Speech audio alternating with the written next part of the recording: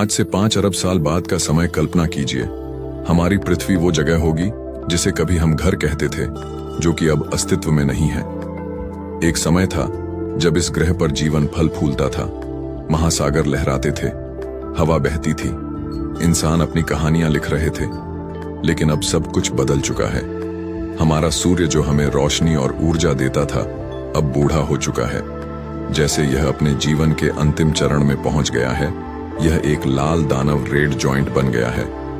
धीरे धीरे इसका आकार इतना बढ़ गया कि इसकी ज्वलंत गैसों ने पहले बुध, फिर शुक्र और अंत में हमारी पृथ्वी को भी निगल लिया। अब पृथ्वी का नामो निशान मिट चुका है। तब क्या कोई हमें याद करेगा? क्या कोई जान पाएगा कि यहाँ कभी जीवन था? क्या कोई सभ्यता यह खोज पाएगी कि इस छोटे से ग्रह पर इंसानों ने कभी सितारों को देखा था, ब्रह्मांड के रहस्यों को समझने की कोशिश की थी? शायद नहीं, क्योंकि अरबों वर्षों बाद जब सूर्य भी अपने अंतिम दिनों में एक सफेद बर्फ का गोला बनकर ठंडा हो जाएगा, तब अंतरिक्ष में केवल धूल और गैस के बादल रह जाएंगे। लेकिन ये अंत नहीं होगा। जैसे ही पुरानी चीजें नष्ट होती हैं, तो नए तारे जन्म लेते हैं। शायद कहीं किसी और कोने में, किसी दूसरी आकाश गंगा में एक नया तारा जन्म लेगा और उसके चारों ओर नए ग्रह बनेंगे। क्या वे भी हमारी तरह होंगे?